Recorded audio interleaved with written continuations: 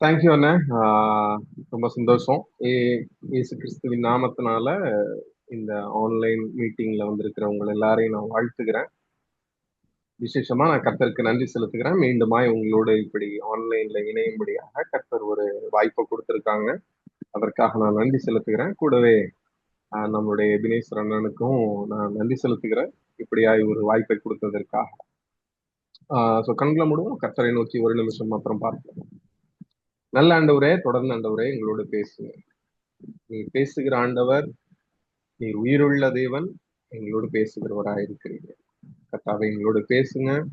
அடியேன்கள் கேட்கிறவர்களாய் மாத்திரமல்ல, அதன்படி செய்து நடந்து அதை பாஸ் பண்ணுகிறவர்களாய் எங்களுக்கு கிருபை செய்யும். இயேசுவின் நாமத்தின் பிதாவே, ஆமென். மீண்டுமாய் இயேசு நாமத்தினால உங்களை வாழ்த்துகிறேன். முதலாவது அண்ணன் என்ன சொன்னாங்க, என்னை பத்தி நான் ஒரு சிறிய அறிமுகம் கொடுத்துட்டு தென் ஊழியங்களை பத்தி ஷேர் பண்ணிட்டு அதுக்கப்புறம் நேரா கர்த்தருடைய வார்த்தைக்கு நேரா கலந்து போக சொன்னாங்க. ஸோ என்னுடைய பேர் வெண்ணிலவன். தமிழ்நாடு திருச்சி டிஸ்ட்ரிக்டை சேர்ந்தவன். என்னுடைய பார்ன் ப்ராட்டப் எல்லாமே திருச்சி அந்த டிஸ்ட்ரிக்ட்ல தான் உள்ளது. விசேஷமா நான் என்னுடைய குடும்பம் எல்லாம் பிறப்பால் கிறிஸ்துவை உடையவர்கள் அல்ல. நாங்கள் எல்லாம் வேற்று மதத்தை சார்ந்தவர்கள். அதாவது இந்து மதத்தை சின்ன வயசுல இருந்து தழுவி பற்றி வளர்ந்தவர்கள். கர்த்தருடைய பெரிதான கிருபையினால கர்த்தர் ஒரு பெரிய வாய்ப்பை ஏற்படுத்தி கொடுத்தார். நாங்கள் கர்த்தரை அறிந்து கொள்ள ஒரு வாய்ப்பு கிடைச்சிச்சு. அம்மா அப்பா தான் முதல்ல கர்த்தரை ஏற்றுக்கொண்டாங்க. அண்ணனும் நானும் ரொம்ப விடாப்பிடியா இருந்தோம். எங்களுக்கு எப்படி திருச்சபைக்கெல்லாம் போக இன்ட்ரெஸ்ட் இல்லை. ஆனாலும் வேற வழி இல்லாம சர்ச் 9:30 மணிக்கு முடியுதுன்னா 9:25 போவோம். ஸோ அந்த மாதிரி பழக்க வழக்கத்தை உடையவங்களா இருந்தோம். ஆனாலும் கர்த்தர் ஒரு நேரத்துல தொட்டார், சந்தித்தார், இடைப்பட்டார். அங்கிளுடைய ஒரு மீட்டிங்ல ஒப்பு கொடுப்பேன். அதுக்கப்புறம் பல நாட்கள் வேலை மற்ற எல்லா காரியங்களிலும் இருந்தேன். ஆனா கிட்டத்தட்ட ஒரு 12 வருஷத்துக்கு முன்பாக கர்த்தர் எல்லா காரியங்களையும் ஞாபகப்படுத்தினார். ஞாபகப்படுத்தின உடனே தாமதிக்காமல் 2018ஆம் ஆண்டுல இந்த ஊழியத்திற்கு வந்தேன். கர்த்தர் எங்களை சந்தித்தது, என்னை சந்தித்தது, எங்கள் குடும்பம் ரட்சிக்கப்பட்டதெல்லாம் ஒரு பெரிய காரியம். ஏன்னா கர்த்தருக்கு சித்தம்னா அதெல்லாம் இன்னொரு நாள் சொல்றேன்.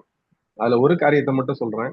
எங்க தாத்தா எப்படிப்பட்ட நபர் அப்படின்னா, ஒரு முழுமையான எக்ஸ்ட்ரீமிஸ்ட், மத வெறியர்னு சொல்லலாம்.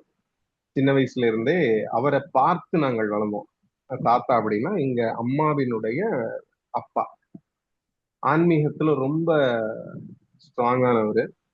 ஹிந்து ஆன்மீக கழகம்னு சொல்லி 1990ஸ்லயே வச்சிருந்தாரு. எனக்கு இன்னும் ஞாபகம் இருக்கு அவருடைய லெட்டர் பேட். அப்ப பாக்கியான்னு ஒரு புத்தகத்துல, பாக்கியராஜ் அவருடைய புத்தகத்துல கட்டுரை எல்லாம் எழுதுவாரு. நிறைய எழுத்து உள்ளவர், எழுதுற பழக்கத்தை உடையவர். அவர் எங்களுக்கு சின்ன வயசுல இருந்தே நிறைய கதை, நிறைய காரியங்களை முழுமையா எங்களுக்கு சொல்லி கொடுத்து ஒரு பக்கா ஒரு எக்ஸ்ட்ரீமிஸ்டாகவே எங்களையும் வைத்திருந்தார். எங்க எங்க சிட்டில இல்ல எங்களுடைய ஏரியால யாராவது கிறிஸ்துவை பரப்புறதற்கு வந்தாங்கன்னா, கிறிஸ்துவனுடைய நற்செய்தியை சொல்றதுக்கு வந்தாங்கன்னா, அதே இடத்துல எங்க வீட்டுல இருக்கிற எல்லா நாயையும் அவுத்து விட்டுட்டு ஒரு சின்ன குழுவை கிரியேட் பண்ணி அங்க வந்த எல்லா கிறிஸ்தவர்களையும் அடித்து விரட்டின நபர் எங்க தாத்தா. எனக்கு இன்னும் ஞாபகம். ஆனா கர்த்தரிடத்துல ஒண்ணும் பண்ண முடியாது. கர்த்தர் ரொம்ப நல்லவர். அதே குடும்பத்துல இருந்து 2 ஊழியக்காரர்களை கர்த்தர் தெரிந்து கொண்டார். எனக்கு ஒரு அண்ணன் இருக்காரு. எந்த ஊர்ல எங்க தாத்தா எல்லாத்தையும் இப்படி கிறிஸ்துவை விரட்டி அடிச்சாங்களோ அதே ஊர்லதான் எங்க அண்ணன் இன்னைக்கு பாஸ்டரா இருக்காரு. பெல்நகர்னு சொல்லி அதே ஊர்லதான் எங்க அண்ணன் இன்னைக்கு பாஸ்டரா இருக்காரு. ஸோ கர்த்தர் அப்படியாய் தெரிந்து கொண்டார் எங்கள் குடும்பத்தை, எங்க அண்ணனை. அப்புறம் நான் மிஷினரியா வந்துட்டேன். ஸோ கர்த்தர் இப்படியா எங்களை நடத்தினார். ஸோ 2018 நாங்க ஜெம்ஸ் ஊழியத்துல காலெடுத்து வைத்த இப்ப கர்த்தருடைய கிருபையினால ஒரு சில ஊழியங்களை கர்த்தர் நிறைவேற்ற கர்த்தர் கிருபை செய்து கொண்டிருக்கிறார். முதலாவது ஊழியம் ஜெம்ஸ் யுவக் மஞ்ச் அப்படின்னு சொல்லுவோம். ஜெம்ஸ் யூத் மினிஸ்ட்ரி அப்படின்னு சொல்லுவோம். ஜெம்ஸ்னுடைய வாலிபர்கள் எங்கெங்கெல்லாம் ஜெம்ஸ்னுடைய திருச்சபை இருக்கிறதோ அங்க வாலிபர்களை கட்டும் பணியில, வாலிபர்களுக்கு தரிசனத்தை போட்டு சபையை உன்னத்திக்காக, அதாவது அந்த யுவக்னு சொல்றதுலயே அதனுடைய விஷன் இருக்கும். Youth united with the vision for the advancement of church. சபையினுடைய முன்னேற்றத்திற்காக வாலிபர்களை ஆயத்தப்படுத்தி அவர்களை இது பண்ணணும். அது ஒரு ஊழியம். ஜெம்ஸ் யூத் மினிஸ்ட்ரின்னு சொல்லுவோம். ஹிந்தியில ஜெம்ஸ் யுவக் மஞ்ச்னு சொல்லுவோம். ரெண்டாவது உங்கள் எல்லாருக்கும் பரிச்சயமான ஊழியம் ஜென் நெக்ஸ்ட் அப்படிங்கிறது ஊழியம். உங்களுக்கு எல்லாம் தெரியும். அண்ணன் சொன்ன மாதிரி, விமலன் சொன்ன மாதிரி, சங்கீதம் 110:3 அடிப்படையில இந்த ஊழியத்தை கர்த்தர் நிறைவேற்ற சொல்லி இந்த ஒரு ஒரு ஒரு பேர்டனை கொடுத்து அங்கிள்கிட்ட இப்படியாய் சொல்லி இந்த ஊழியம் இப்பொழுது வரைக்கும் நடந்து வருகிறோம். கர்த்தருடைய கிருபையினால நிறைய காரியங்களை ஜெம்ஸ் யூத் மினிஸ்ட்ரி மூலமாகவும் ஜென்னெக்ஸ்ட் மூலமாகவும் கர்த்தர் செய்ய கிருபை செய்திருக்கிறார். இந்த மாதத்திலேயே நாங்க 3-4 இடங்கள்ல, ஜார்க்கண்ட்ல 2 இடங்கள்ல, அப்புறம் பீகார்ல ஒரு 2 இடங்கள்ல ஊழியத்தை நிறைவேற்ற கர்த்தர் வாலிபர் கூடுகைய. இப்ப கடந்த நாட்கள்ல விசேஷமா நிறைய கிட்டத்தட்ட ஒரு 10-15 வாலிபர்கள் தங்களை அர்ப்பணித்தார்கள் நாங்க கடைசியா போன மீட்டிங்ல. அது மாத்திரமல்ல, ஜென்னெக்ஸ்ட் ஊழியங்கள் மூலமாக கர்த்தர் பெரிய காரியங்களை செய்து கொண்டு இருக்கிறார், இன்னமும் செய்கிறார். அதுல நிறைய டெஸ்டிமனியை சொல்லலாம். ஆனா அண்ணன் ஒரு சில காரியங்களை ஷேர் பண்ணா ஜெபிப்பதற்கு கர்த்தர் இங்க என்ன காரியங்களை செய்து வருகிறாருன்னு பயனுள்ளதா இருக்கும் தம்பி, நீங்க ஷேர் பண்ணுங்க. அதனால இந்த ஒரு சின்ன காரியத்தை நான் ஷேர் பண்ண விரும்புறேன். ஜென்னெக்ஸ்ட் ஊழியத்தை ஜென்னெக்ஸ்ட் மீட்டிங்ல பூஜான்னு சொல்லி ஒரு வாலிப பெண் அட்டன் பண்ணாங்க. முதல் லெவல், 2வது லெவல், அந்த 14 நாட்கள் ட்ரைனிங்கும் கர்த்தருடைய கிருபையினால் அந்த பொண்ணு நடத்தி முடிச்சாங்க. அதுக்கப்புறம் தன்னுடைய கிராமத்திற்கு போய் சிறு பிள்ளைகளை கூப்பிட்டு ஒரு சொந்த செலவுல ஒரு கிறிஸ்துமஸ் ப்ரோக்ராம் அந்த பொண்ணு நடத்துச்சு. அவருடைய சித்தி பையன் கௌதம்னு சொல்லி, அவங்க எல்லாமே வேற மாற்று மத நம்பிக்கையை உடையவர்கள். கௌதம்னு சொல்லி இந்த பொண்ணு அவன்கிட்ட போய் சுவிசேஷம் சொல்லியிருக்கு. அவன் அந்த பையன் சொன்ன காரியம் எல்லாம், அந்த பையனும் பொண்ணு என்கிட்ட ஷேர் பண்ண காரியம், அந்த பொண்ணு போய் சுவிசேஷம் சொல்லியிருக்கு. நீ என்கிட்ட எல்லாம் சுவிசேஷம் எல்லாம் சொல்லாத, அதெல்லாம் நான் ஒன்றும் கேட்க மாட்டேன். நீ என்னதான் சொல்லு, என்னதான் பண்ணு, நான் தீவிரவாதியா ஆக போறேன். நான் என்ன பண்ண போறேன், தீவிரவாதியா ஆக போறேன். நீ இதெல்லாம் நீ என் கதையெல்லாம் சொல்லாத அப்படின்னு அவன் அவங்க அக்கா கிட்ட சொல்லி இப்படியாய் வாழ்ந்த வந்த பையன். அவங்க அப்பா ஒரு எலக்ட்ரிக்கல் கடை வச்சிருக்காரு. அவங்க அம்மா அப்பா இருக்காங்க. அவங்க அப்பாவே இவனுடைய நடவடிக்கையெல்லாம் பார்த்துட்டு ரொம்ப கஷ்டப்பட்டிருக்காரு, அவங்க அம்மா எல்லாம். ஆனா கர்த்தருடைய மேலான கிருபையினால கட் ஷார்ட் பண்ணி சொல்றேன், ஒரு நாள் அவன் கிறிஸ்துவை ஏற்றுக்கொள்றான். ஏற்றுக்கொண்ட உடனே அவனுடைய வாழ்க்கையில பாக்குறாங்க பெரிய மாற்றம். அவங்க அப்பா பாக்குறாரு, ஏன்னா கடையில இருக்கிற பையன், அவங்க அப்பா பாக்குறாரு பெரிய மாற்றம், பெரிய ஒரு தாக்க இதா இருக்கு. ஏன் இவன் இப்படி ஆயிட்டான் அப்படின்னு சொல்லி அவனை இவரே சர்ச்சுக்கு போக சொல்லி இவனை வாலண்டியரா, சரிப்பா நீ அவனை மாற்றத்தை பார்த்துட்டு எனக்கு கிறிஸ்துவை ஏற்றுக்கொண்டான்னு தெரிஞ்சு அவங்க அப்பாவே அவனை சர்ச்சுக்கு நீ போலாம் அப்படின்னு சொல்லி என்ன பண்ணல, அந்த ஒரு டிரான்ஸ்பர்மேஷனை பார்த்ததுனால அவனை அனுப்பிச்சு விட்டுருக்காரு. நாளடைவுல அதே மாதிரி அவன் ஜென்னெக்ஸ்ட் வந்தான், ஃபர்ஸ்ட் லெவல் அட்டன் பண்ணி முடிச்சான். முடிச்சிட்டு நேரா வெஸ்ட் பெங்காலுக்கு வேலை செய்ய போயிட்டான். வெஸ்ட் பெங்கால்ல ஒரு ஒரு வேலையில இருந்தான். அப்ப நாங்க 2வது லெவல் பேட்ச் அட்டன் பண்ணணும். அப்ப நாங்க அவனுக்கு கால் பண்றோம். நான் தான் கால் பண்ணேன் அவனுக்கு. அப்ப சொன்னா, பையா கால் பண்ணிட்டீங்களா, எப்ப இந்த கால் வரும், எப்ப இந்த கால் வரும்னு நான் ரொம்ப சந்தோஷமா இருந்தேன். உடனே கிளம்பி வர்றேன் பையா அப்படின்னா நேரா கிளம்பி வந்தான். கிளம்பி வந்தோன்னா சொன்னான், பையா உங்களுக்கு தெரியுமா, நான் வேலையை விட்டுட்டு 1 வாரம் லீவ் கேட்கிறேன்னு சொல்லிட்டு என் ஓனர் சொன்னாரு, உனக்கு 2000 ரூபாய் சம்பளம் இந்த மாசத்துல இருந்து ஏத்தி தரேன், நீ இந்த ட்ரைனிங்க்கு போவாத அப்படின்னு ஓனர் சொன்னாரு. 2000 எனக்கு வேணா, நீங்களே வச்சுக்கங்கன்னு சொல்லிட்டு நான் வந்துட்டேன் பையா அப்படின்னு. கர்த்தர் அபரிவிதமா தொட்டார் 2வது லெவல்ல. என்னன்னா எங்க கடைசி 7வது நாள் நாங்க முடிச்சுட்டு அவங்கள கிராம ஊழியத்துக்கு கூட்டு போவோம். அப்ப ரொம்ப சொல்லிக்கிட்டே இருந்தான், அதெல்லாம் நிறைய காரியம் இல்ல, பயமா இருக்குல்ல பயமா இருக்குல்ல அப்படின்னா. ஆனா எந்த வீட்டுக்கு அவனை நாங்க போய் ஜெபம் பண்ணிட்டு வாடான்னு அனுப்பிச்சோமோ அந்த வீட்டுல அவனை ஏற்றுக்கொண்டாங்க. கிறிஸ்துவை அல்லாத குடும்பம் அவனை ஏற்றுக்கொண்டு வாங்க வாங்க வாங்கன்னு கூப்பிட்டுருக்காங்க. அவன் சொன்னா, என்ன உங்களுக்கு எப்படி தெரியும், எப்படி கூப்பிடுறீங்க? எங்களுக்கு கனவுல உங்களை மாதிரியே ட்ரெஸ் போட்ட உங்களையே தான் நாங்க பார்த்தோம் 3 நாளைக்கு முன்னாடி. நீங்க எங்க வீட்டுக்கு வரீங்க, நீங்க வந்து எங்க வீட்டுக்கு வரீங்க, அதனாலதான் நாங்க இப்ப உங்களை கூப்பிடுறோம் அப்படின்னு சொல்லி அவனை இவன் ஜெபம் பண்ணுமான்னு கேட்டிருக்கான். அதெல்லாம் பண்ணி முடிச்ச உடனே அவனுக்கு ஒரே சந்தோஷம், ஓடி வந்து என்னை கட்டி பிடிச்சான். ஷார்ட்டா சொல்றேன், அந்த ஜெபம் எல்லாம் பண்ணி முடிச்சுட்டு அந்த பையன் வந்து என்னை பார்த்தப்ப ஓடி வந்து கட்டி பிடிச்சு, எனக்கு ரொம்ப சந்தோஷமா இருக்கு. என் வாழ்க்கையில இப்படி ஒரு சந்தோஷத்தை நான் அனுபவிச்சதே இல்லை. ரொம்ப எனக்கு சந்தோஷமா இருக்கு. இப்படி நான் இப்படி சுவிசேஷத்தை சொல்லி அந்த குடும்பம் வந்து என்னை அக்செப்ட் பண்ணது, அவங்க என்ன கனவுல பார்த்ததெல்லாம் எனக்கு ரொம்ப ஆச்சரியமா இருக்கு. எனக்கு ரொம்ப சந்தோஷமா இருக்குன்னு சொல்லி கட்டி வந்து பிடிச்சிக்கிட்டு சந்தோஷமா இருக்கு அப்படின்னு சொன்னான். இனிமே எனக்கு எந்த பயமும் இல்லை பையா, எனக்கு வந்து ரொம்ப அந்த தைரியம் வந்துருச்சு, இனி நான் எங்க போனாலும் கிறிஸ்துவை பிரசங்கிப்பேன் அப்படின்னு சொல்லி மறுபடியும் வெஸ்ட் பெங்கால் கிளம்பி போயிட்டான். ஆனா இன்ன வரைக்கும் அவனுக்கு பிரச்சனை. அவங்க சொந்த மாமா அங்க உள்ள எல்லாருமே இவனை பைபிள் படிக்க விடுறது இல்ல, ஆனாலும் படிக்கிறான். இவன் உபவாசம் வச்சான்னா எல்லாம் கிண்டல் பண்ணுவாங்களாம். ஏய் நீ என்ன ரோஜானா வைக்கிறியா, என்ன நீ ஆஹ் ரம்ஜானுக்கு நம்ம இஸ்லாமிய நண்பர்கள் வைப்பாங்கல்ல, அதுக்கு ஏதோ ஒரு சொல்லுவாங்க, நோன்பு நோன்பு வைக்கிறியா அப்படின்னு சொல்லி அவனை கிண்டல் பண்ணி அவனை ரொம்ப பிரச்சனை பண்ணிட்டு இருக்காங்க. கடைசியா பேசினப்ப சொன்னான், எனக்கு ஜோம் பண்ணிக்கிங்க ஐயா, இப்படி ஒரு இடத்துல இருக்கேன், நான் சாட்சியா இருக்கணும். யாரு என்ன, அவங்க அனில் அவங்களுடைய மாமா பேரு, 2 பேர் இருக்காங்க, ச- ச- சாதர் அனில் அப்படின்னு சொல்லி 2 பேரை சொன்னான். இவங்களுக்காக ஜோம் பண்ணிக்கிங்க அப்படியா, இவன் கிறிஸ்துவ ஏற்றுக்கணும் அப்படின்னு சொன்னான். சரி, இவன் போயிட்டு வந்த குடும்பம் என்னாச்சுன்னு நான் இப்ப போய் அந்த கிராமத்துலயும் அந்த சபை பாஸ்டர்ட்டையும் விசாரிச்சேன். அந்த சபை பாஸ்டர் சொன்ன சாட்சி, இந்த பையன் எந்த வீட்டுக்கு போனாலும் அந்த பையன் எங்க வீட்டுல இப்ப சர்ச்சில் ஒரு முக்கியமான விசுவாசி ஆயிட்டாங்க. அவங்களுடைய விளைச்சல்ல இருந்து அரிசி பருப்பு, சர்ச்சில் எந்த மீட்டிங் நடந்தாலும் அவங்கதான் எங்களுக்கு வந்து கொடுத்து மீட்டிங் நல்லபடியா நடத்தி வைக்கிறாங்க. அவங்க இன்னைக்கு எங்களுக்கு ஒரு ரெகுலர் விசுவாசி அப்படின்னு சொன்னார். சோ கர்த்தர் இப்படியாய் அந்த காரியங்களை ஒரு செயின் ரியாக்ஷனா பண்ணிக்கிட்டு போறாரு. அதற்காக நான் கர்த்தருக்கு மிகவும் நன்றி செலுத்துகிறோம். இது மாத்திரமல்ல, உங்களுக்கு தெரியும், நிறைய ஜென்எக்ஸ்ல இருந்து இன்னும் நிறைய சாட்சிகளை நாங்க விமலங்கள் மூலமா, செல்வராஜன் மூலமா மகாராஷ்டிரால இருந்து கேட்டுக்கிட்டு தான் இருக்கோம்.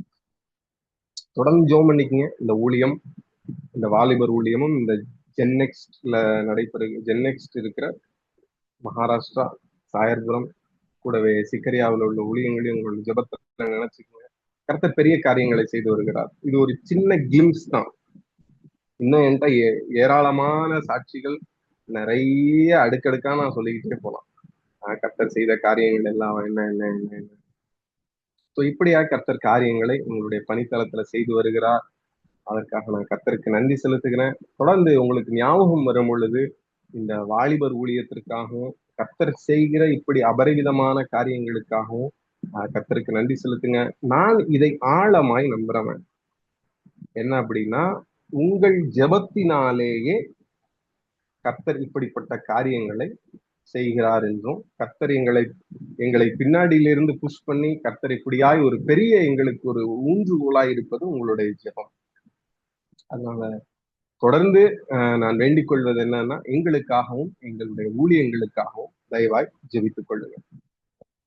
ஸோ இதுதான் எங்களுடைய சின்ன எளிய ஒரு இன்ட்ரோடக்ஷன், கர்த்தர் என்ன செய்து கொண்டிருக்கிறார்கள் என்ற காரியம். சரி, நம்ம நேரா கர்த்தருடைய வார்த்தைக்கு நேரா கடந்து போகலாம். நான் நம்புறேன் நீங்க எல்லாம் நியூஸ் சேனல் ஃபாலோ பண்ணிக்கிட்டு இருக்கீங்கன்னு சொல்லி. என்னன்னா, நான் இப்போ ஒரு 2 நாளா ஒரு நியூஸ் பார்த்துக்கிட்டு இருந்ததுல அதுல பார்த்த ஒரு 3 காரியம் என்ன வந்து ரொம்ப யோசிக்க வச்சுச்சு. உங்களுக்கு எல்லாம் தெரியும், ஜந்தர் மந்தர்னு சொல்லி டெல்லியில ஒரு இடத்துல ஒரு பெரிய போராட்டம் நடந்துட்டு இருக்கு. ஆஹ் பெற்றோர்கள், அதுல ஒரு போராட்டம் நடந்துகிட்டு இருக்கு, அது உங்களுக்கு தெரியும், நான் சொல்ல வேணாம். அதுல ஒரு தாயாருடைய பேட்டியை பார்த்தேன். ஒரு ஜேர்னலிஸ்ட் போய் பேட்டி எடுக்கிறாரு. ஒரு வயதான அம்மா, அவங்களுக்கு வயது வந்து 76 எவ்வளவோ. அவங்கள்ட்ட பேட்டி எடுக்கிறாரு. அம்மா, நீங்க எங்க இருந்து வரீங்க? உங்களுடைய பேர் என்ன?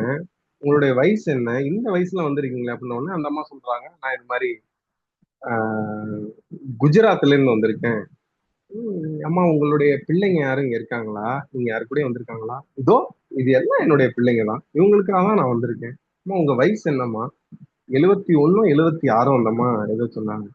அப்ப அந்த ஜேர்னலிஸ்ட் பாராட்டுறேன், பரவாயில்ல, நீங்க எல்லாம் ரொம்ப நல்லா இது பண்றீங்க. அடுத்தது ஒரு இன்டர்வியூ பார்த்தேன். நொய்டால உள்ள ஒரு இன்டர்வியூ. அவர் வந்து நல்ல ஒயிட் ஷர்ட் போட்டுக்கிட்டு அவர்கிட்ட போய் அந்த நபர் வந்து நிக்கிறாரு. அந்த ஜேர்னலிஸ்ட் போய் இன்டர்வியூ எடுக்கிறாரு. பாக்குறதுக்கு கார்பரேட்ல வேலை பார்க்குற மாதிரி எங்கேயோ இருக்கீங்க, இங்க என்ன சார் பண்றீங்க அப்படின்னு. நான் சொல்றாரு, நான் நொய்டால வேலை பார்க்குறேன், நான் காலையில இருந்து இங்க தான் இருக்கேன் அப்படின்னாரு. இப்ப நீங்க பேட்டி கொடுக்குறீங்க, உங்க கம்பெனிக்காரங்க எல்லாம் பாத்துக்கிட்டு இருக்காங்க, காலையில இருந்து இங்க இருக்கேன் அப்படின்றீங்களே. ஒன்றும் பிரச்சனை இல்லை, எங்க ஆபீஸ்ல எல்லாருக்கும் தெரியும் அப்படின்னா. காலையில இருந்து நான் இங்கேயே தான் நிக்கிறேன், சாப்பாடு இல்லை, தண்ணி இல்லை, போராட்டத்தை பார்த்து இதுல கலந்துக்கிறேன், ஆதரிக்கிறேன் அப்படின்னாரு. அப்ப காலையில நீங்க சாப்பிடலையா? ஆமா, எங்களுக்காக, எங்களுடைய சந்ததிக்காக தானே அவங்க எல்லாம் போராடுறாங்க. ஸோ நான் ஒரு வேளைலாம் சாப்பிடாட்டி என்ன பிரச்சனை அப்படின்னு. நொய்டால வேலை பார்க்குற ஒரு கார்பரேட் ஆளு, நடுத்தர வயதை உடையவர், அவருக்கு எப்படியும் ஒரு 45 வயது இருக்கும். அடுத்ததா ஒரு இன்டர்வியூ பார்த்தேன். 15 வயசு மதிக்கத்தக்க அந்த ஒரு பொண்ணுகிட்ட இன்டர்வியூ எடுக்கிறாங்க, ஒரு குட்டி பொண்ணு.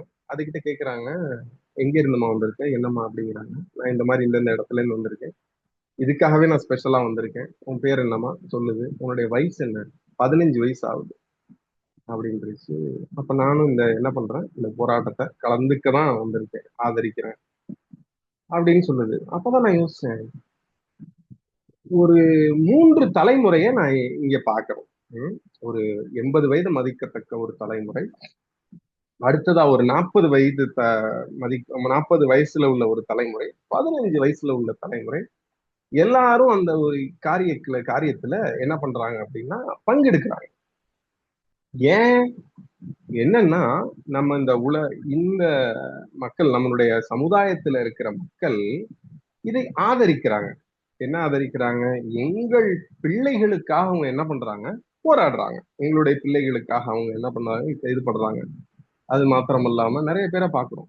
என்னுடைய பிள்ளைங்க JEE எக்ஸாம் எழுதிச்சு, எங்களுடைய பிள்ளைங்க நீட் எக்ஸாம் எழுதிச்சு, இப்படி ஆகி போச்சு, இப்படி ஆயிடுச்சு, நாங்க பிரச்சனை என்ன? எல்லாரும் சொல்றாங்க என் பிள்ளைங்க நல்லா படிக்குது, நல்லா படிச்சிருக்கு, இத்தனை இது பண்ணிருக்கோம் அப்படின்னு. ஸோ யூஸ்வலா பாத்தீங்கன்னாலே நம்மளுடைய சமுதாயத்துல நல்ல படிக்கணும், நல்ல ஜாப் கிடைக்கணும், நல்ல ஒரு ஹாப்பியான, நீங்க ஒரு நல்ல ஸ்டாண்டர்ட் செட்டில்டு லைஃப் வாழணும் அப்படின்னு சொல்லி இந்த சமுதாயத்துல வந்து அந்த அந்த பேரண்ட்ஸ் வந்து ஃபோர்ஸ் பண்றத நம்ம பார்க்கலாம். ஸோ இதை தான் நான் இந்த 2 நாட்கள்ல பார்த்தேன். அந்த 3 தலைமுறை அது என்ன வந்து ரொம்ப தொட்டுச்சு. அந்த 3 தலைவர், 76 வயசு, 45 வயது, அடுத்தது அந்த 15 வயது. சோ இத பார்க்கும் பொழுது வேதத்துல எனக்கு இன்னொரு காரியம் ஞாபகம் வந்துச்சு. வேதத்துல இந்த ஒரு காரியம், நியாயாதிபதிகள் புத்தகத்துல 2வது அதிகாரம் 7வது வசனத்திலிருந்து 10வது வசனம். யாராவது முடிஞ்சால் தமிழ்ல வாசிக்க முடியுமா? யாருக்காவது முடிஞ்சுச்சுன்னா? தம்பி, நான் வாசிக்கிறேமா, சொல்லுமா. ஓகே. நியாயாதிபதிகள் புத்தகம் 2வது அதிகாரம் 7வது வசனத்திலிருந்து 10வது வசனம். ஒரு நிமிஷம்.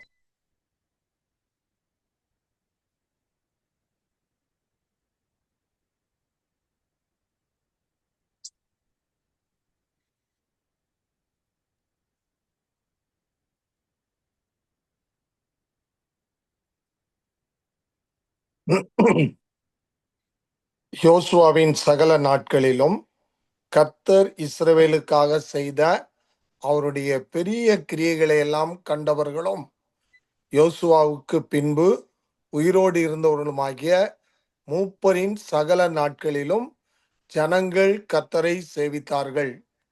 நூனின் குமாரனாகிய போதுண்ணே. இப்ப 10 வாசிச்சிருங்கண்ணே. அக்காலத்தில் இருந்த அந்த சந்ததியார் எல்லாரும் தங்கள் பிதாக்களுடன் சேர்க்கப்பட்ட பின்பு கர்த்தரையும் அவர் இஸ்ரவேலுக்காக செய்த கிரியையையும் அறியாத வேறொரு சந்ததி அவர்களுக்கு பின் எழும்பிற்று. தேங்க்ஸ்ண்ணே. சோ இங்க 3 சந்ததியை இந்த வசனத்துல நம்ம பார்க்க முடியுது. யோசுவாவின் தலைமுறை, அதாவது முதல்ல இருந்த ஜெனரேஷன், யோசுவாவின் தலைமுறை. உங்களுக்கு நல்லா தெரியும், யோசுவாவினுடைய இங்க தெளிவா எழுதியிருக்கு, யோசுவாவின் சகல நாட்களிலும் கர்த்தர் இஸ்ரவேலுக்கு செய்த அவருடைய பெரிய கிரியைகளை எல்லாம் கண்டவர்களும். யோசுவாக்கு பின் உயிரோடு இருந்தவர்களும் ஆகிய மூப்பர்கள், 2வது தலைமுறை. இப்ப 1வது தலைமுறை நீங்க பாருங்க, யோசுவாவினுடைய தலைமுறை. இத நான் 1வது ஜெனரேஷன் சொல்லுவேன். இப்படிப்பட்ட ஒரு சந்ததி தேவனை அனுபவித்த ஒரு சந்ததி, தேவனை ரொம்ப பர்சனலா, தேவனோடு முக்கியமா நெருங்கின ஒரு வாழ்க்கை, ஒரு உறவு கொண்ட ஒரு சந்ததி. உங்களுக்கு எல்லாம் தெரியும், யாத்திராகமம் புத்தகத்துல நீங்க உங்களுக்கு பார்த்திருக்கீங்க, கர்த்தர் எப்படி இஸ்ரவேல் ஜனங்களை எடுத்து அந்த அடிமைத்தனத்திலிருந்து வெளியே கொண்டு வந்தார். கிட்டத்தட்ட ஒரு 12 அதிகாரம் வரைக்கும் இருக்கும். அதுக்கப்புறம் நம்ம வாசிச்சோம் அப்படின்னா, எப்படி தேவன் வனாந்திர வழியிலே 40 வருஷம் கிட்டத்தட்ட அந்த நபர்களை எப்படி நேர்த்தியாய் நடத்தினார், எப்படி காரியங்களை இது பண்ணார். நீங்க அந்த ஒவ்வொரு அந்த காரியங்கள் எல்லாம் எடுத்துக்கலாம். கர்த்தரை பர்சனலாய் அனுபவித்த ஒரு சந்ததி, கர்த்தர் என்னென்னலாம் செய்தாரோ, யோசுவாவினுடைய அந்த ஒரு தலைமுறை, யோசுவாவினுடைய அவருடைய அந்த ஏஜ், அந்த ஒரு முதல் தலைமுறை, எல்லா காரியம், கர்த்தர் சிவந்த சமுத்திரத்தை பிளந்ததை பார்த்திருப்பாங்க. கர்த்தர் பின்னாடி பார்வோனின் சேனை, முன்னாடி செங்கடல், இந்த சைடு வனாந்திரம், பாலைவனம், இது எல்லாத்தையும் நெருக்கின சூழ்நிலையில கர்த்தாவே அப்படிங்கிற ஒரு திகை தெரியாத நேரத்துல கர்த்தர் வழி தடையிலிருந்து வழி பிளந்ததை பார்த்த ஒரு சந்ததி, அந்த சிவந்த சமுத்திரத்தின் வெட்டான் தரையில நடந்த ஒரு சந்ததி, அப்படிப்பட்ட என்னது ஒரு சந்ததி. எல்லா காரியங்களையும் கண்ணார கண்டவர்கள், கர்த்தர் செய்த எல்லா பராக்கிரமத்தையும் பிரம்மாண்டத்தையும் எல்லாவற்றையும் கண்டு அனுபவித்த ஒரு சந்ததி. அது 1வது சந்ததி. நான் சொல்லுவேன் யோசுவாவின் சந்ததி அல்லது யோசுவாவின் தலைமுறை, யோசுவாவின் நாட்களில் வாழ்ந்த ஒரு சந்ததி. எல்லாவற்றையும் பார்க்கிறாங்க. கர்த்தர் மன்னாவை வருஷிக்க செய்தது, கர்த்தர் எப்படி என்னென்னலாம் கேட்டாங்களோ, வனாந்திரம் ஒண்ணும் இல்ல, என்னதான் பண்றது அப்படிங்கிற ஒரு காரியத்துல ஒவ்வொரு நாளும் கர்த்தரையே டிபெண்ட் பண்ணியிருக்காங்க. சாப்பாடா கர்த்தர், தண்ணியா கர்த்தர், எல்லாவற்றையும் அப்படி ஒரு நெருங்கின ஒரு உறவு, கர்த்தரை அனுபவித்த ஒரு சந்ததி. The generation that knew and they experienced God closely. அப்படிப்பட்ட ஒரு அருமையான ஒரு சந்ததி. அவர்களுக்கு என்னன்னா, கர்த்தர் வெறும் ஒரு ஸ்டோரி கிடையாது, ஒரு ஒரு ஒரு ஒரு கதை அல்ல, அவர்களுக்கு அவரை எல்லாம் பார்த்து அனுபவித்த ஒரு காரியம். எல்லா காரியங்களையும் எப்படி எல்லாம் கர்த்தர் இது பண்ணாரோ, யோர்தானிலே வழி பிளந்தது, அதாவது யோசுவாவின் நாட்கள்ல சொல்றோம், யோர்தானிலே வழியை பிறந்தது, எரிகோவை சுற்றி வந்து, எரிகோ பட்டணத்தை சுற்றி வந்து நொறுக்கி, இந்த காரியங்களை எல்லாம் அனுபவித்த யோசுவாவின் தலைமுறை. இது 1வது தலைமுறை. அவங்களுக்கு என்னன்னா, நாங்கள் கர்த்தரை பார்த்தோம், கர்த்தர் மேல எங்களுக்கு என்ன இருக்கு, எங்களுக்கு ஒரு பர்சனல் இது. ஸோ இப்படிப்பட்ட ஒரு சந்ததி, இப்படிப்பட்ட ஒரு காரியம். அடுத்ததா பார்த்தோம் அப்படின்னா, ரெண்டாவதா ஒரு தலைமுறை என்னன்னா, யோசுவாவுக்கு பின் உயிரோடு இருந்தவர்களும் ஆகிய முப்பரின் ஒரு நாட்கள். யோசுவா மரித்து போறாரு. யோசுவாவுக்கு அப்புறம் வாழ்ந்தவங்க, யோசுவாவுக்கு அப்புறம் உயிர் வாழ்ந்த மூப்பர்கள், யோசுவா எல்டர் மூப்பர்கள், அவர்கள். இவர் ஒரு, நான் தான் சொன்னேன்ல, இவர் ஒரு 80 வயசு ஆளுன்னா இந்த மூப்பர்கள் இருக்கலாம். ஒரு எக்ஸாம்பிள் சொல்றேன். நான் அந்த ஸ்டோரி சொன்ன மாதிரி 75 45 15ன்னு சொன்னேன்ல, அதே மாதிரி யோசுவா 80, அடுத்தது இவர்கள் ஒரு 40. இந்த மூப்பர்களின் நாட்கள்ல என்ன பண்றாங்கன்னா, இவர்கள் கர்த்தர் செய்ததையும் பார்த்தார்கள். ஆனா அந்த காரியங்களை என்ன பண்ணிருப்பாங்க, கேட்டிருப்பாங்க. ஒரு சில காரியங்கள் மேபி வேணா மிஸ் ஆயிருக்கலாம். ஆனா அவர்கள் சொல்வதையும் கேட்டார்கள். கர்த்தர் இப்படியெல்லாம் சிவந்த சமுத்திரத்துல செஞ்சாருப்பா, இப்படி யோர்தானை பிளந்தாருப்பா, இப்படியாய் நாங்கள் 7 நாட்கள் இப்படி சுத்தி வந்தோம், எங்களுக்கு இந்தந்த பட்டணங்கள்ல கர்த்தர் இப்படியான வெற்றியை கொடுத்தார், இப்படிப்பட்ட அற்புத காரியங்களை செய்தார். கேட்டு வளர்ந்த, கர்த்தர் செய்ததை ஞாபகம் வைத்திருக்கிற ஒரு சந்ததி. இந்த சந்ததி நான் சொல்லுவேன் ரெண்டாவது சந்ததி. ரெண்டாவது சந்ததி, த ஜெனரேஷன் ரிமெம்பர்ட் காட். அதாவது கர்த்தர் செய்ததையும், கர்த்தர் செய்ததை ஞாபகம் வைத்து கர்த்தரை அனுபவித்த ஒரு சந்ததி, கர்த்தரை போற்றின ஒரு சந்ததி. அவருடைய பரமக்கிரம கிரியைகளை கேட்டு ஞாபகம் வச்சு, இப்படியெல்லாம் செஞ்சாரு எங்க கர்த்தர், இப்படியெல்லாம் காரியங்களை இது பண்ணினார்னு கேட்டு அனுபவித்த, கேட்டு அதன்படி செய்த என்னது அப்படி ஒரு சந்ததி. இது வந்து மூப்பர்களின் சந்ததின்னு சொல்லலாம். இல்லாட்டி second generation, the generation remembered God. Generation என்னது? Remembered God. நான் இப்ப கடைசியா அடுத்து சொல்ல போறதுதான் மூன்றாவது ஒரு சந்ததி. மூன்றாவது ஒரு சந்ததி 10வது வசனத்துல நீங்க பார்க்கலாம். அக்காலத்திலே இருந்த அந்த சந்ததியார் எல்லாரும் தங்கள் பிதாக்களுடனே சேர்க்கப்பட்ட பின்பு. அந்த ஒரு ஜெனரேஷன் முடிஞ்சிருச்சு. முதல் ஜெனரேஷன் முடிஞ்சிருச்சு, இறந்துட்டாங்க. எல்டர் ஜெனரேஷன் ஆரம்பிக்குது. அக்காலத்தில் இருந்த அந்த சந்ததி எல்லாரும் தங்களுடைய பிதாக்களுடனே சேர்க்கப்பட்ட பின்பு கர்த்தரையும் அவர் இஸ்ரவேலுக்காக செய்த கிரியையும் அறியாத வேறொரு சந்ததி அவர்களுக்கு பின் எழும்பிற்று. கர்த்தரை முழுமையாய் அனுபவித்த சந்ததி, கர்த்தர் இஸ்ரவேலுக்கு செய்த காரியங்களை ஞாபகம் வைத்து அதன் அடிப்படையில கர்த்தரை சேவித்த ஒரு சந்ததி. மூன்றாவது ஒரு சந்ததி கர்த்தரையும், அதாவது ஒரு பர்சனல் ரிலேஷன்ஷிப்பே கிடையாது, கர்த்தரை அறியாத ஒரு சந்ததி. ஆங்கிலத்துல இன்னும் அழகா போட்டிருக்கோம், ஒரு சில மொழிபெயர்ப்புகள்ல மிகவும் அழகா போட்டிருக்கு. Another generation grew up who they did not knew the God, acknowledged the God. அவரை தெரியல, அவரை தெரியாத ஒரு சந்ததி. அவர் என்ன நம்மளுடைய முன்னோர்களுக்காக செய்தார், கர்த்தர் எங்கள் பூர்வ ஜனங்களிலே எங்களுடைய ஆன்சஸ்டர்ஸை எப்படி எகிப்திலிருந்து விடுதலை செய்தார் தெரியாது, எப்படி காரியங்களை எங்களுடைய மூப்பர்களின் சமயத்துல பண்ணாங்க அதுவும் தெரியாது. கர்த்தரையும் அறியல,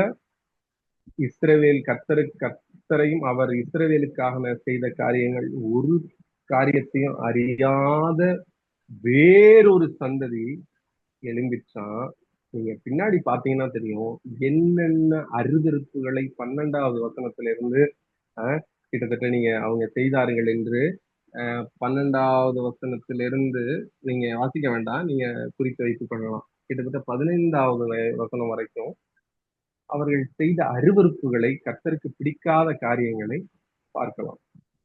நல்லா புரிஞ்சுக்குங்க.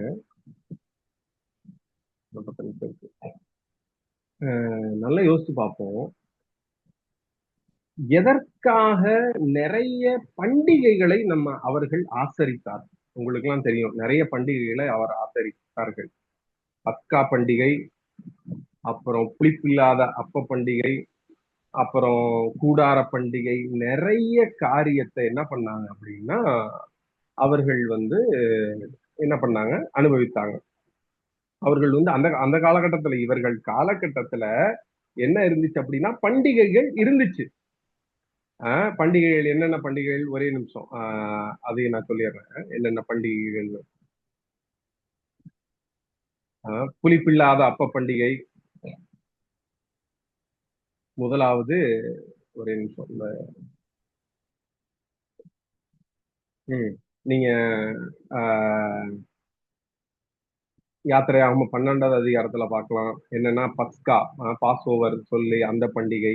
அப்புறம் 13ல பார்க்கலாம் அன்லெவன்டு பிரெட், ஃபீஸ்ட் ஆஃப் அன்லெவன்டு பிரெட். 7 நாட்கள் என்ன பண்ணுவாங்க அப்படின்னா இந்த இஸ்ரவேல் ஜனங்க என்னன்னா அதை புளிப்பில்லாம ஆக்கி அதை ஞாபகப்படுத்திக்குவாங்க, எப்படி எகிப்திலிருந்து கர்த்தர் எங்களை என்ன பண்ணாரு, கூட்டிட்டு வந்தாரு.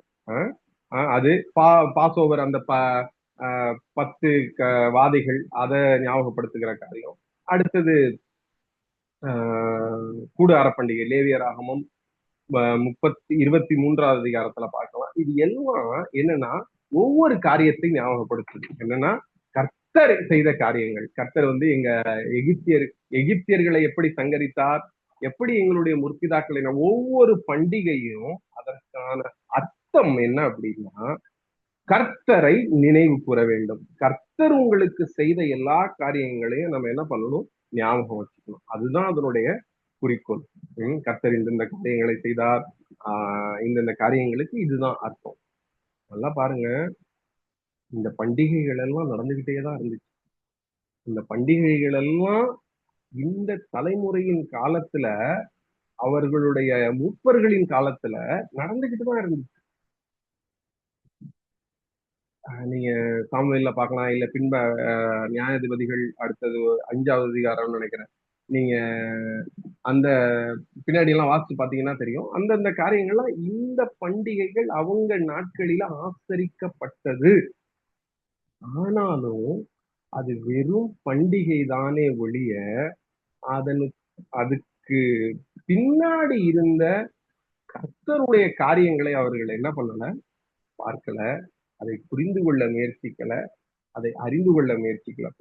ஃபெஸ்டிவலுக்கு என்ன இல்ல, பஞ்சம் இல்ல, அது நடந்துகிட்டே நடந்துகிட்டே நடந்துகிட்டே நடந்துகிட்டே தான் இருக்கு.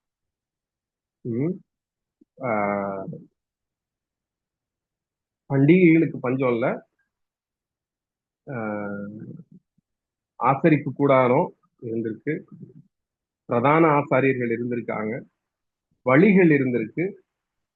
ஆனாலும் கர்த்தரை அறியாத ஒரு சந்ததியும் இது எல்லாத்துக்கும் நடுவுல அங்க இருந்திருக்கு.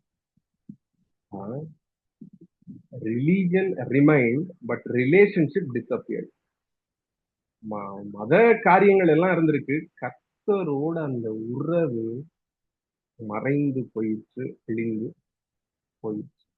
ரொம்ப வேதனையான காரியம், ரொம்ப வேதனையான காரியம். எதுக்கு இந்த என்னுடைய நேரம் இன்னும் ஒரு 5-10 நிமிடங்கள் மாத்திரம் தான்.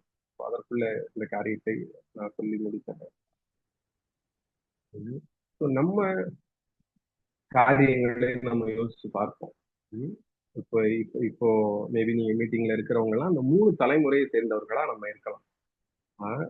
ஒருவேளை அந்த ஒரு 75-80 வயது தலைமுறையா இருக்கலாம், நம்ம 2வது அந்த 40-45 வயது தலைமுறையா இருக்கலாம், இல்லாட்டி அந்த 3வது ஜெனரேஷன் 15-20. நாம் நம்முடைய தலைமுறைய அல்லது என்னுடைய தலைமுறைய நான் எப்படி வளர்க்கிறேன், என்னுடைய தலைமுறையை எப்படி வளர்க்கிறேன்? நீங்கள் எல்லாரும் அந்த 1வது தலைமுறையா நீங்க இருந்தீங்கன்னா உங்களுக்கும் கர்த்தருக்கும் என்ன எப்படின்னா, அந்த நீங்கள் அனுபவித்தது உண்டு கர்த்தரை. நீங்க பர்சனலா என்ஜாய் பண்ணிருப்பீங்க, குறைவுகளின் மத்தியில, வியாதியின் மத்தியில, அல்ல கர்த்தர் எப்படி நம்மை வேற்று மதத்திலிருந்து நம்மை கிறிஸ்துவுக்குள்ளாக ரட்சித்தார். கர்த்தரை பர்சனலி என்ன பண்ணிருப்போம், நம்ம என்ன பண்ணியிருப்போம், நல்லா அறிந்திருப்போம். ஸோ நாம் ஃபுல்லா கர்த்தரை என்ன பண்ணியிருப்போம், அதை ஃபுல்லானா நாம் கர்த்தரை அனுபவித்திருப்போம். ஸோ இந்த 2வது தலைமுறை என்ன பண்ணியிருப்பாங்க அப்படின்னா, கர்த்தர் சொல்றதை, அதாவது அந்த முதல் தலைமுறை சொல்றதை கேட்டிருப்போம்.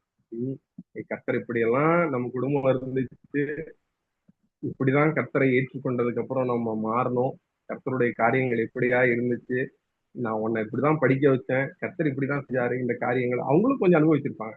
அப்பா அந்த அந்த முதல் தலைமுறையுடைய காரியத்தை முழுமையா பார்த்திருக்க மாட்டாங்க. ஆனா அந்த 2வது தலைமுறையின் நேரத்தையில அவர்களும் கொஞ்சம் என்ன பண்ணியிருப்பாங்க, அனுபவித்திருக்கிறார்கள். ஆனா அந்த 3வது தலைமுறை என்னவா இருந்துருச்சு, முடிஞ்சு போச்சு. ஸோ நாம் நம்மை கேட்கலாம் என்னன்னா, ஆஹ், நம்ம 3வது தலைமுறைக்கு நம்ம ஜெபின்னு சொல்ல முடியாது. இப்ப அதாவது ஜெபின்னு சொல்றதை விட்டுட்டு, அல்லது நீ கர்த்தரை என்ன பண்ணு, இறுகமாய் பிடித்துக்கொள், கர்த்தரை நம்பு, அல்லது நீ மற்றவர்களை மன்னி, நீ கர்த்தரை ஆராதி அப்படின்னு சொல்றத விட என்ன அப்படின்னா, நம்மளை பார்த்து, அதாவது என்ன பார்த்து அப்பா ஜெபம் பண்றாங்க, நம்மளும் என்ன பண்ணணும், ஜெபம் பண்ணணும். அப்பா கர்த்தரை எப்படி ஆழமா நம்பியிருக்காங்க, இல்ல தாத்தா எப்படி கர்த்தரை ரொம்ப கெட்டியமா பிடிச்சிருக்காங்க, அது மாதிரி நானும் என்ன பண்ணணும், கர்த்தரை பிடிச்சுக்கணும். ஸோ அதை பார்த்து நம்மளுடைய சந்ததி வளர வேண்டும். அதை பார்த்து நம்மளுடைய காரியங்கள் வளர்ந்தால் இன்னும் அருமையா இருக்கும். ஸோ நாம் எந்த காரியத்தை நம்மளுடைய தலைமுறையின் இடத்திற்கு திணிக்கிறோம், நாம் எப்படிப்பட்ட காரியங்களை என்ன பண்றோம், இதுல திணிக்கிறோம். கடைசியா அந்த 2வது தலைமுறை நம்மளுடைய அந்த ஃபெய்த்தை நம்ம பாஸ் பண்றோமா, என்னுடைய வேலை வெறும் கர்த்தர் செய்த காரியங்களை நான் சொல்லி கொடுக்குறேன்னா, அதாவது என்னுடைய வாழ்க்கையில, அவனுடைய சின்ன வயசு வாழ்க்கையில நான் செய்ததை சொல்லி கொடுக்குறேன்னா, ஏன்னா இதுல உபாகமம் 6:6-7 எழுதி தெளிவா எழுதியிருக்கு. என்ன அப்படின்னா, Impress them on your children. இந்த கட்டளைகளை என்ன பண்ணுன்னா அவன் மேல நீ இது பண்ணு. அவன் நீ சும்மா நம்ம என்னது ஞாயிற்றுக்கிழமை மட்டும் நம்ம சொல்லி, நீ அவன் அந்த உபாகமத்துல நம்ம கலோக்கியல் லாங்குவேஜ்ல சொன்ன ஞாயிற்றுக்கிழமை ஒரு நாள் மட்டும் சொல்லி கொடுக்காத, இல்ல உபவாச ஜபத்துக்கு மட்டும் சொல்லி கொடுக்காத, இல்ல இதுக்கு மட்டும் சொல்லி கொடுக்காத, நீ என்ன பண்ணும், எப்ப உட்காரும் பொழுதும், எந்திரிக்கும் பொழுதும், நடக்கும் பொழுதும், ஓடும் பொழுதும் இதை நம்ம என்ன பண்ணணும், சொல்லி கொடுக்கணும். கண்டிப்பா நம்ம ஹோம்ஒர்க் சொல்லி கொடுக்குறோம், ஸ்போர்ட்ஸ் சொல்லி கொடுக்குறோம். கண்டிப்பா பின்பாக வருகிற இந்த தலைமுறை, அதாவது பின்பாக வருகிற குடும்பம், இதற்கு நம்ம என்ன பண்றோம், இந்த காரியங்களை சொல்லி கொடுக்குறோமா. ஏன்னா தீமோத்தேவை பத்தி ஒரு வசனம் அழகா எழுதியிருக்கும். உன் தாய் ஒன்று 1 தீமோத்தி அதனுடைய 1வது அதிகாரம்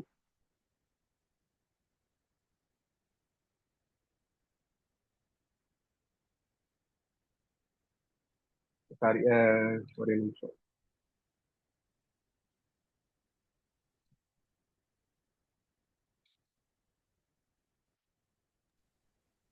2 தீமோத்தி அந்த 2வது விசுவாசம் அதிகாரம் அந்த விசுவாசம் உன் பாட்டியாகிய 5வது வசனம். அந்த விசுவாசம் முந்தி உன் பாட்டியாகிய லோபிசாலுக்குள்ளும் உன் தாயாகிய ஐனிக்கலுக்குள்ளும் நிலைத்திருந்தது, அது உனக்குள்ளும் நிலைத்திருக்கிறது என்று நிச்சயித்திருக்கிறேன். உனக்குள்ளும் இருக்கிறது என்று என்ன பண்ணிருக்கிறேன், நிச்சயித்திருக்கிறேன். தாயின் இடத்துல, அதாவது பாருங்க, அவங்க பாட்டி, அவங்களுடைய பாட்டி யாரு, லாயிஸ். அவங்களுடைய அம்மா ஐனிஸ். அவர் யார் அப்படின்னா தீமோத்தி.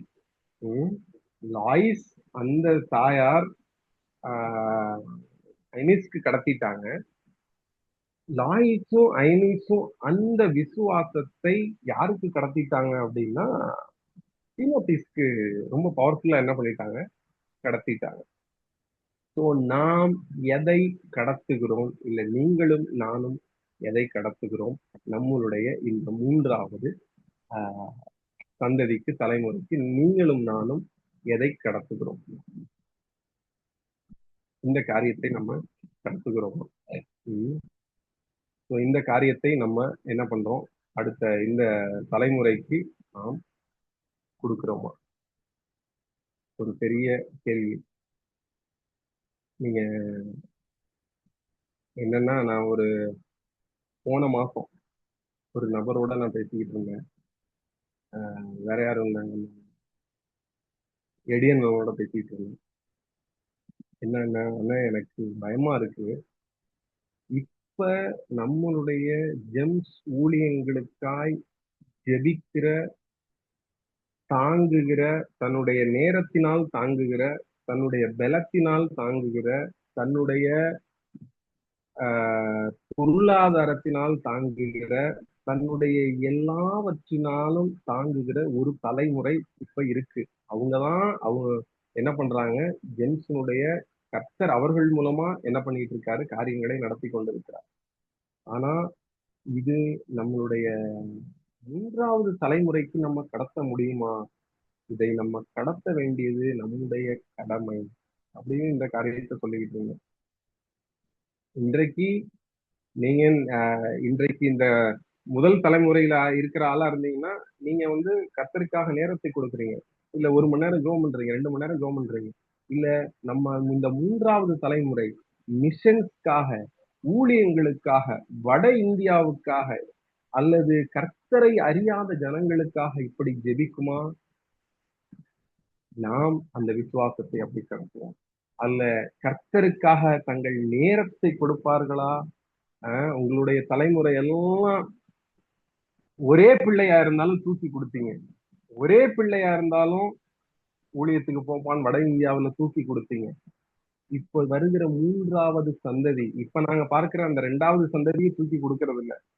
பிள்ளைகளை கர்த்தருக்கு என்று, ஊழியத்திற்கு என்று, இப்படி 2வது சந்ததியே இல்ல. மூன்றாவது சந்ததி எப்படி கர்த்தருக்கு கொடுக்குமா? பெரிய கேள்விக்குறி. எல்லா காரியங்களினாலும் என்னுடைய நேரம் முடிஞ்சிருச்சு, நான் முடிக்கலாம்னு நினைக்கிறேன். இன்றைக்கு நம்ம இந்த குடும்ப காரியங்கள்ல 3 தலைமுறையை பத்தி பார்த்தோம். முதல் தலைமுறை கர்த்தரை அனுபவித்த தலைமுறை, உங்கள் தலைமுறை.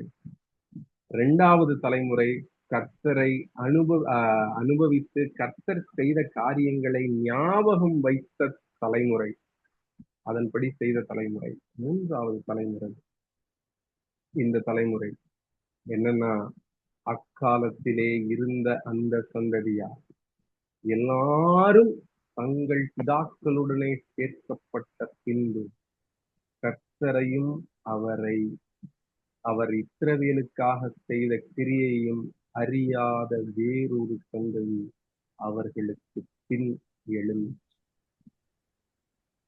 நான் விசுவாசிக்கிறேன், நாம் 2 தீமோத்தி 1:5 பார்த்தபடி அந்த லாயிஸ் பாட்டியை போல, அந்த ஐனிஸ் அம்மாவை போல தீமோத்தீவுக்கு நாம் அவருடைய அடுத்த சந்ததிக்கு கர்த்தரை அறியாத சந்ததி அல்ல, கர்த்தரையும் கர்த்தருடைய காரியங்களையும் ஞாபகம் வைத்து அறிந்து புரிந்து அனுபவித்த ஒரு சந்ததி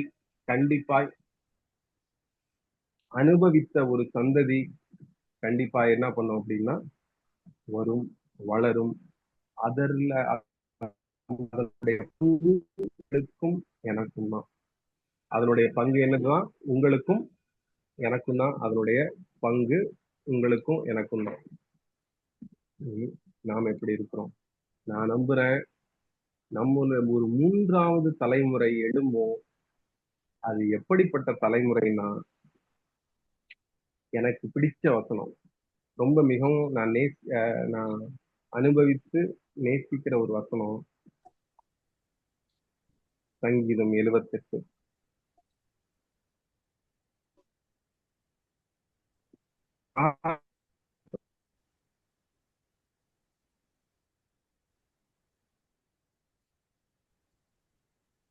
அது வேற மொழிபெயர்ப்புல இன்னும் அழகா இருக்கும். ஆனா தமிழ்ல எப்படி இருக்குன்னு பாருங்க.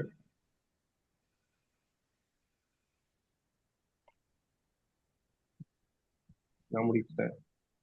78:6-7. இனி பிறக்கும் பிள்ளைகளாகிய பின் சந்ததியார் அதை அறிந்து கொண்டு அவர்கள் எழும்பி தங்கள் பிள்ளைகளுக்கு அவைகளை சொல்லும்படிக்கும் தேவன் மேல் அவர்கள்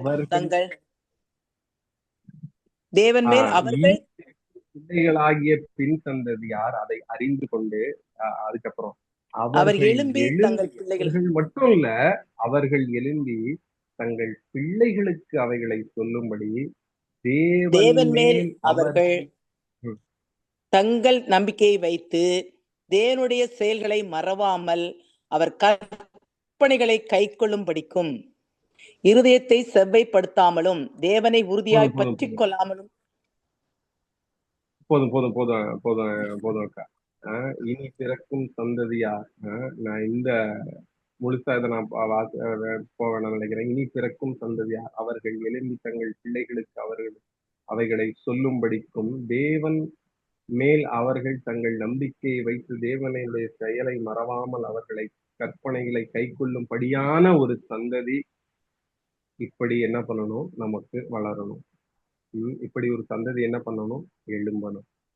இப்படி ஒரு சந்ததி, மூன்றாவது சந்ததி இப்படிப்பட்ட அக்காலத்திலே கர்த்தரை அறியாத சந்ததியாய் அல்ல, கர்த்தரையும் அவருடைய காரியங்களையும் அறிந்து அவர்கள் பிள்ளைகள் அறிவிக்கும்படி அவர்கள் கட்டளையிட்டு அது அப்படியே ஒரு செயினா போகும்படியாக நம்முடைய சந்ததி வரணும். அதுதான் நம்மளுடைய ஆசை.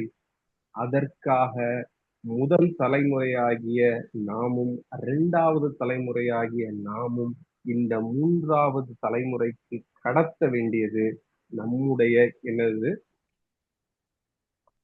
பணி. 2 தீமோத்தி 1:5 படி எப்படி தீமோத்தேயுவுக்கு கடத்தினார்களோ அவர்கள், அதே போல அந்த தாயார்களை போல, அந்த பாட்டியை போல, அந்த தாயாரை போல நாமும் கர்த்தரிடத்துல நாமும் இதை செய்வோம் என்றால் கர்த்தரை அறிகிற ஒரு சந்ததி வளரும். தேசம் தேவனை அறியதான் வேண்டும். கண்களை முழுவதும் கர்த்தரை நோக்கி பார்ப்போம். நல்ல ஆண்டவரே, எங்கள் ஜெபத்தை கர்த்தர் கேட்டு இம்மட்டுமாய் உங்களுடைய ஆராதனைகளை அங்கீகரித்தீர். ஆண்டவரே, எங்களுடைய வசனத்திற்காக உங்களுடைய வசனத்திற்காக நாங்கள் நன்றி செலுத்துகிறோம்.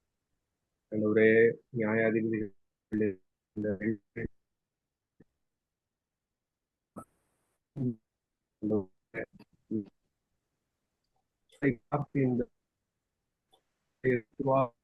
எங்களுடைய அர்ப்பணிப்பு, எங்களுடைய எல்லா கர்த்தருக்கடுத்த காரியங்களையும் இந்த 3வது சந்ததிக்கு கடத்த, 3வது சந்ததியின் மனதை ஒழிக்க எங்களுக்கும் கர்த்தர் கிருபை செய்யும். இந்த சந்ததியை ஹேண்டில், இந்த சந்ததியை ஆண்டவரே கர்த்தருக்காக வளர்த்தெடுக்க ஆண்டவரே இவர்கள் மனதில் இந்த விசுவாசத்தை ஆண்டவரே பாய்ச்சுகிற ஒரு கிருபையும் பலனையும் கர்த்தர் எங்களுக்கு தரும். தொடர்ந்து ஆண்டவரே கர்த்தர் எங்களுக்கு பேசும். தொடர்ந்து ஆண்டவரே இப்படிப்பட்ட வைராக்கியமுள்ள சந்ததி, ஒரு குடும்பம் எழும்பட்டும். நாமத்தில்